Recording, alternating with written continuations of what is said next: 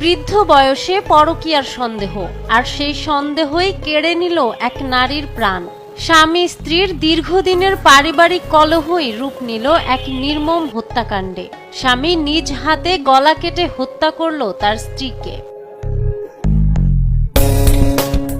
নৃশংস এ ঘটনাটি ঘটে বৃহস্পতিবার সকালে ফরিদপুর সদর উপজেলার ভাটিলক্ষ্মীপুর এলাকায়।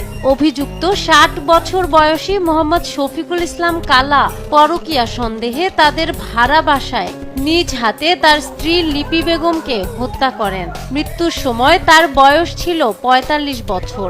এ দম্পতির এক ছেলে ও ২ মেয়ে রয়েছে। পরিবার ও স্থানীয়রা জানায়, বৃদ্ধ এ দম্পতির মধ্যে প্রায়ই বিভিন্ন বিষয়ে কলহ লেগেই থাকত। ঘটনার আগের রাতেও দুজনের মধ্যে ঝগড়া হয়। পরের দিন সকালে শফিকুল ইসলাম হঠাৎ ঢাকায় চলে যাবেন বলে বাসায় ফিরে আসেন জামা কাপড় নিতে। এ সময় আবারও শুরু হয় দুজনের মধ্যে কথা কাটাকাটি। এক পর্যায়ে তিনি ছুরি দিয়ে নিজের স্ত্রীর গলায় আঘাত করে পালিয়ে যান। আমার জামা কাপড় নিব শীতের ছেড়ে দেওয়া হয়েছে। জামা কাপড় দেওয়ার পর দাদুরা কইয়ে দিবে আপনার সাথে কি করছো, কি জানি বাবু নাকি ওই তো ওনার সাথে কি করছো। দাদু বলে আমি কিচ্ছু করিনি। উনি বলে কোরআন শরীফ থেকে কিছু করছ নাই। দাদু বলছে আমি কোরআন শরীফ থেকে করতে পারবো। এই তো আর এখানে ছুরি ছিল এত বড়।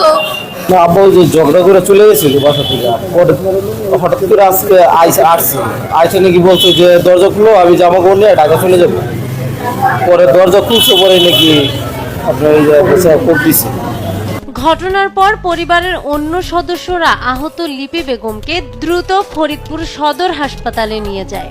সেখানে চিকিৎসক তাকে মৃত ঘোষণা করেন।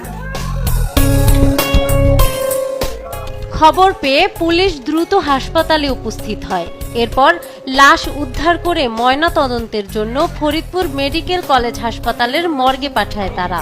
দ্রুত সময়ের মধ্যেই অভিযুক্তকে আইনের আওতায় আনার আশ্বাস দেন সদর থানার উপপরিদর্শক। যে এখানে সে হসপিটালে আসার পর মৃত্যুবরণ করছে, সুরতাল রিপোর্ট সম্পন্ন করব, পরবর্তী আইনগত প্রক্রিয়াধীন আছে। মার্ডার সম্পর্কে যেটুকু জানা গেছে যে পারিবারিক কলহের জের ধরে স্বামী তার স্ত্রীকে মারছে। নাহার বৃষ্টি, নিউজ ডেস্ক।